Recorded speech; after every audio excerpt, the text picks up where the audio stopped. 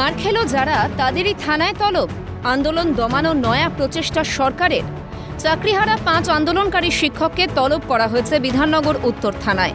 সোম ও মঙ্গলবারের মধ্যে হাজিরার নির্দেশ, না হলে গ্রেফতারির হুঁশিয়ারি। কী অভিযোগ, কেন 5 চাকরিহারা শিক্ষককে তলব করা হলো?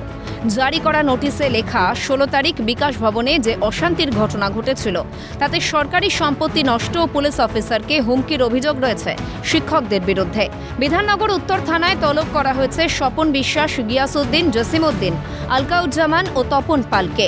মারখেলা মামলা, রক্ত ঝরল, তীব্র যন্ত্রণায় কাতরালাম, এবার আমাদের নামেই কেস দেওয়া হচ্ছে, জানান চাকরিহারা শিক্ষক চিন্ময় মণ্ডল। বলতে চাই যে মামলা দিচ্ছেন, করছেন, আমরাও সেই মামলায় যা যা করা দরকার লয়ার পরামর্শে সেগুলো করব, কিন্তু একটা কথা মনে রাখবেন, দিনের শেষে সত্যকে কখনো চাপা দেওয়া যায় না।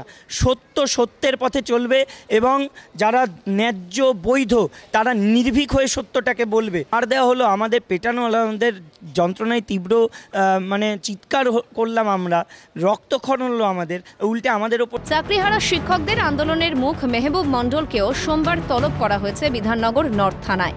এ বিষয়ে তিনি জানান, আইনি নোটিশ ধরিয়ে আন্দোলনকে সম্পূর্ণভাবে উৎপাটিত করার চেষ্টা করছে সরকার। বিভিন্ন রকম ভাবে এই চেষ্টা বারবার হয়ে থাকে। তা আমার মনে হয়েছে যে এইরকম ঘটনা যা ঘটেছে তা একেবারে উদ্দেশ্যপ্রণোদিতভাবে সংঘটিত এবং আন্দোলনকে সম্পূর্ণরূপে উৎপাটিত করার এই যে কৌশল এটা সাজানো হয়েছে। একটাই এড়িয়ে যে রাষ্ট্রীয় দমনপীড়ন নামিয়ে আনা হচ্ছে একটা আন্দোলনের উপর, যাতে এটাকে দমন করা যায় এবং শেষ করা যায়।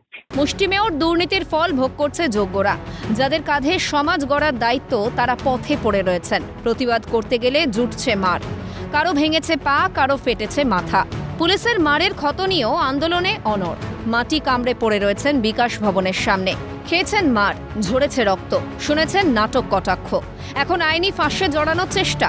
তবে কি স্বৈরাচারী শাসন কায়েম করতে বদ্ধপরিকর রাজ্যের শাসক দল? ক্ষমতার অপব্যবহার করছে সরকার?